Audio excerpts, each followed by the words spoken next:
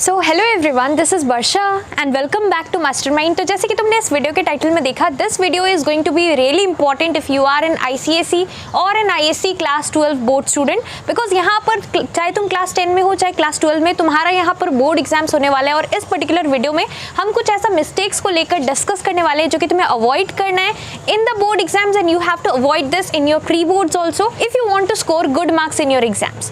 सो क्या ऐसा मिस्टेक्स है, कुछ कॉमन मिस्टेक्स को लेकर हम डिस्कस करेंगे जो कि अगर तुम यहाँ पर अवॉइड करते हो, ये सारा मिस्टेक्स अवॉइड करते हो, तो डेफिनेटली तुम यहाँ पर बोर्ड्स में बहुत ही अच्छा मार्क्स ला सकते हो। So here what are these mistakes, let's discuss in details. So let's start with this video. Well, so here the first point is do not leave a question in the exam. तो यहाँ पर बहुत important है कि चाहे तुम class 10 के student हो या फिर 12 के, तुम्हें यहाँ पर कोई भी एग्जाम में एक भी क्वेश्चन को छोड़ना नहीं है, तुम्हें यहाँ पर सारा क्वेश्चन अटेम्प्ट करना है। अब तुम लोग मेरे को कॉमेंट करके ये बोलोगे कि अगर हमें आंसर ही नहीं पता है तो हम यहाँ पर डेफिनेटली आंसर को लीव कर देंगे, मतलब वहाँ पर या तो ब्लैंक स्पेस छोड़ देंगे या फिर हम वो क्वेश्चन को टच ही नहीं करेंगे। But my answer is no, you should always write something related to the topic. Suppose अगर कोई क्वेश्चन है जो कि तुम्हारे एग्जाम्स में पूछा गया है, अगर तुम्हें यहाँ पर आंसर नहीं पता है तो तुम्हें यहाँ पर छोड़ना नहीं है, तुम्हें यहाँ पर एटलीस्ट ट्राई करना। तो यहाँ पर तुम्हारा बोर्ड एग्जाम्स में तुम यहाँ पर कोई भी क्वेश्चन अगर छोड़ते हो, so that leaves a very bad impression on the examiner. तो यहाँ पर तुम्हें क्या करना है, यहाँ पर कोई भी क्वेश्चन को अगर तुम्हें नहीं आता है तो एटलीस्ट ट्राई करना है, write something related to the topic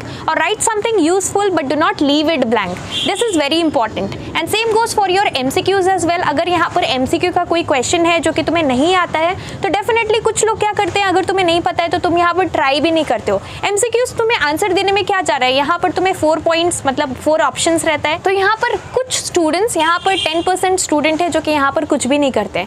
so do not B सो डम। तुम्हें यहाँ पर क्या करना है, तुम्हें यहाँ पर ऑप्शन में एटलीस्ट तुम ट्राई कर सकते हो। अगर वो राइट निकल गया तो तुम्हें यहाँ पर मार्क्स मिल जाएगा, 1 मार्क्स मिलेगा, बिकॉज MCQs मोस्टली यहाँ पर 1 मार्क्स का 1 क्वेश्चन कैरीज 1 मार्क्स। तो इंपॉर्टेंट है कि यहाँ पर कोई भी क्वेश्चन, चाहे तुम्हारा थ्योरी का कुछ क्वेश्चन पूछा जाए, मतलब यहाँ पर ऑब्जेक्टिव छोड़कर अगर यहाँ पर तुम्हारा थ्योरी का कुछ भी क्वेश्चन हो, क्वेश्चन आंसर्स का, तुम्हें यहाँ पर कोई भी आंसर लीव नहीं करना है, यू शुड एटलीस्ट ट्राई। और यहाँ पर तुम्हारा जो सेट्स रहता है अलग अलग, जैसे कि सेक्शन A कंपलसरी है but in section B you get choices. तो तुम्हें क्या करना है, जहाँ पर तुम्हें चॉइस मिल रहा है तो तुम्हें बहुत वाइजली सेट्स को चूज करना है। जो भी सेट तुम यहाँ पर चूज कर रहे हो, तुम्हें यहाँ पर जनरली यहाँ पर एनी 4 करना पड़ता है क्वेश्चंस सेक्शन B से। तो तुम्हें क्या करना है, तुम्हें एटलीस्ट यहाँ पर ये देखना है कि मार्क्स देखना है और यहाँ पर क्वेश्चंस देखना है, तुम्हें कौन कौन सा क्वेश्चन, मतलब कौन सा सेट में तुम ज़्यादा मार्क्स स्कोर कर सकते हो, कौन से सेट में तुम्हें मैक्सिमम क्वेश्चंस आता हो, और यहाँ पर मार्क्स कैलकुलेट करना है। अगर यहाँ पर मार्क्स सपोज 2 सेट में तुम्हें चूज करना है तो 2 सेट देखना, उसमें से ज़्यादा क्वेश्चंस और ज़्यादा मार्क्स का क्वेश्चन तुम्हें कौन से मतलब सेट से आता है,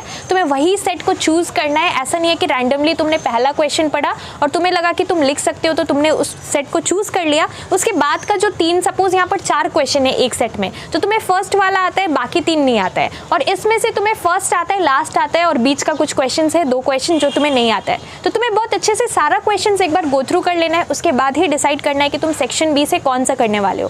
सो this thing is very important. So यहाँ पर पॉइंट नंबर 2 सेम है कि तुम्हें यहाँ पर always check the marks before you start writing.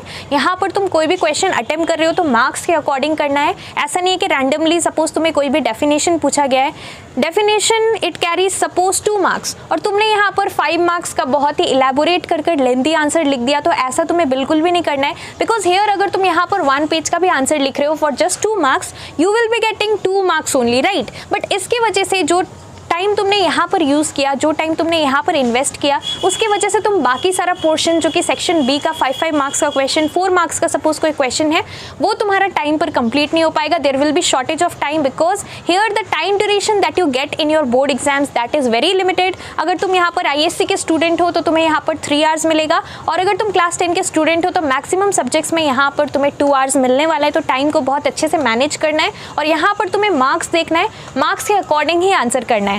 Specially तुम्हारा हिस्ट्री सिविक्स में यहाँ पर जो सेक्शन मतलब पार्ट B रहता है जिसमें कि तुम्हारा लॉन्ग क्वेश्चंस रहता है, अगर तुम शॉर्ट क्वेश्चंस जो कि 2 मार्क्स का क्वेश्चन होगा, अगर तुम उसमें बहुत ज़्यादा टाइम वेस्ट कर रहे हो, so definitely you won't be getting time to complete the rest of the questions. तुम यहाँ पर शॉर्ट क्वेश्चन जो कि यहाँ पर 2 मार्क्स कैरी करता है, उसके लिए तुम 5 मार्क्स वाला आंसर लिख रहे हो, और यहाँ पर जो तुम्हारा 4 मार्क्स 4 मार्क्स वाला क्वेश्चन है, वहाँ पर तुम्हें 3 पॉइंट्स 4 पॉइंट्स इंक्लूड करना है, तो वहाँ पर तुम जस्ट 1 लाइन का आंसर लिख रहे हो। सो डेफिनेटली ये चीज़ ध्यान में रखना, टाइम मैनेजमेंट बहुत अच्छे से करना है। Third thing is time management again, तो यहाँ पर तुम्हें टाइम मैनेज करके चलना है, चाहे तुम्हारा यहाँ पर मैथ्स का पेपर हो या फिर तुम्हारा यहाँ पर हिस्ट्री सिविक्स का पेपर हो।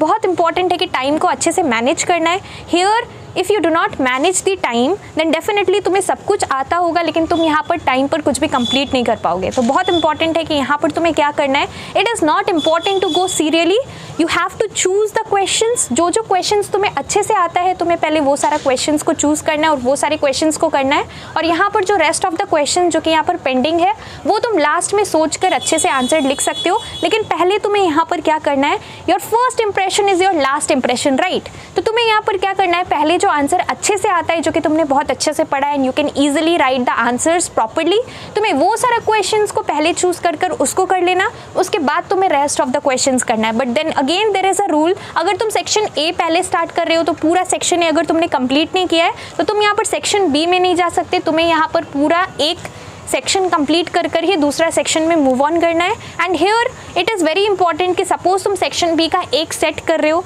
तो यहाँ पर फर्स्ट सेट सपोज क्वेश्चन 4 से स्टार्ट है, तुम्हारा सेक्शन बी का पहला क्वेश्चन है क्वेश्चन 4, तो क्वेश्चन 4 सपोज तुम्हारा पहला सेट है तो तुम्हें यहाँ पर जो भी क्वेश्चन है, सपोज यहाँ पर 3 सब क्वेश्चन है क्वेश्चन 4 के अंदर, that is a part of your section B. सपोज तुम्हें यहाँ पर क्या करना है, तीनों क्वेश्चन को कंप्लीट करना है, या फिर तुम स्पेस भी छोड़ सकते हो, you can leave a space और यहाँ पर तुम बाकी सारा पोर्शन कर सकते हो, उसके बाद फिर तुम यहाँ पर ये आंसर लिख सकते हो। Best thing is that you can leave a space ताकि तुम्हें कोई डिफिकल्टी ना आए, और यहाँ पर ये सारा चीज को अगर तुम फॉलो करते हो तो डेफिनेटली तुम ये सारा मिस्टेक्स को अगर अवॉइड करते हो तो तुम डेफिनेटली, चाहे तुम ICSE के स्टूडेंट हो या फिर ISC के, तुम बोर्ड एग्जाम्स 2024 में बहुत ही अच्छा मार्क्स स्कोर कर सकते हो। एंड लास्टली यहाँ पर reading the questions carefully is really important. यहाँ पर कुछ क्वेश्चंस अगर तुम इंश्योर करना कि यहाँ पर तुम after completing everything you have to check, you have to revise your paper, so there should be some time left. तुम्हें यहाँ पर क्या करना है, स्पीड में पहले सब कुछ कंप्लीट करना है और थोड़ा सा टाइम बचा कर रखना है, लास्ट में 15 मिनट्स एटलीस्ट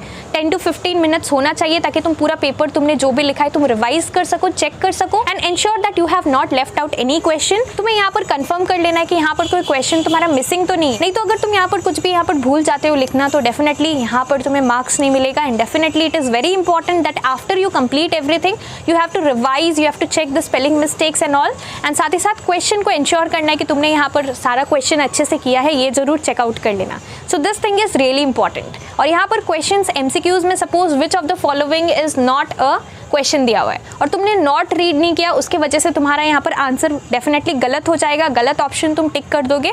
तो यहाँ पर तुम्हें क्या करना है, बहुत अच्छे से क्वेश्चन को रीड करना है, do not be in a hurry when you are reading the questions. So if you follow all this things और अगर यहाँ पर तुम ये सारा मिस्टेक्स को अवॉइड करते हो in your ICSE as well as ISC, so definitely तुम यहाँ पर बहुत ही अच्छा परफॉर्म कर सकते हो और डेफिनेटली अपना मार्क्स जो है अच्छा मार्क्स स्कोर कर सकते हो in your board exams. So do follow all this things. और इसके साथ साथ अगर तुम्हारा कुछ भी डाउट्स है तो डेफिनेटली तुम लोग मुझे नीचे कमेंट करके पूछ सकते हो। So that's all for this video, thank you so much for watching.